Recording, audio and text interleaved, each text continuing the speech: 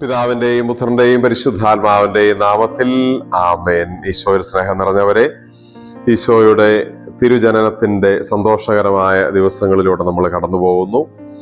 എല്ലാവർക്കും സമൃദ്ധമായ ദൈവാനുഗ്രഹങ്ങൾ ഈ നാളുകളിൽ ഉണ്ടാകട്ടെ എന്ന് പ്രാർത്ഥിക്കുന്നു. തിരുസഭയിൽ ഇന്ന് വളരെ പ്രത്യേകമായി സുവിശേഷകനായ വിശുദ്ധ യോഹന്നാൻ ശ്ലീഹായെ ഓർമ്മിക്കുന്ന ദിവസമാണ്. ഈശോയുടെ തിരുഹൃദയത്തോട് ഏറ്റവും ചാരിയിരുന്ന് ഏറ്റവും ചേർന്നിരുന്ന് ഈശോയുടെ ഹൃദയസ്പന്ദനങ്ങൾ മനസ്സിലാക്കിയ വ്യക്തിയാണ് യോഹന്നാൻ ശ്ലീഹ. അദ്ദേഹത്തെ പോലെ ഈ തിരുപ്പിറവിയുടെ നാളുകളിൽ നമുക്കും ഈശോയുടെ ഹൃദയത്തോട് ചേർന്നിരിക്കാൻ സാധിക്കട്ടെ എന്ന് പ്രാർത്ഥിക്കുന്നു.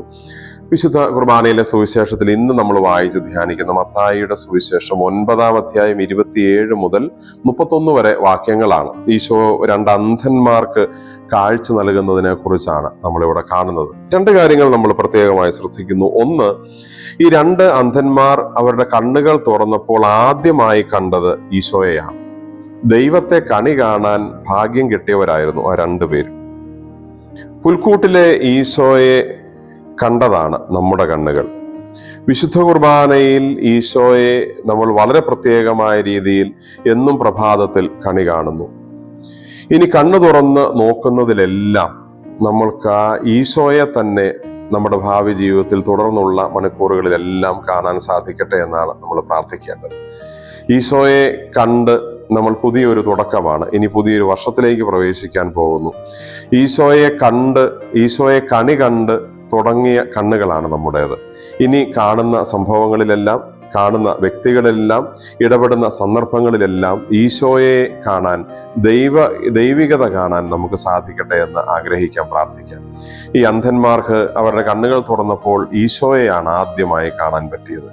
അവർ പിന്നെ ആ കണ്ണുകൾ കൊണ്ടാണ് ലോകത്തെ മുഴുവൻ നോക്കിക്കണ്ടത്. നമുക്കും ഈശോയെ കണ്ട കണ്ണുകൾ കൊണ്ട് ആ രീതിയിൽ തന്നെ ഇനിയുള്ള എല്ലാ കാര്യങ്ങളെയും കാണാൻ സാധിക്കട്ടെ. രണ്ടാമതായി നമ്മൾ പ്രത്യേകമായി ശ്രദ്ധിക്കുന്നു, ഇവർക്ക് സൗഖ്യം കൊടുത്തതിന് ശേഷം ഈശോ അവരെ ഇത് പ്രസിദ്ധപ്പെടുത്തരുതെന്ന് പറഞ്ഞുവെങ്കിലും തിരുവചനം പറയുന്നു, അവർ പോയി അവന്റെ കീർത്തി നാടെങ്ങും പരത്തി.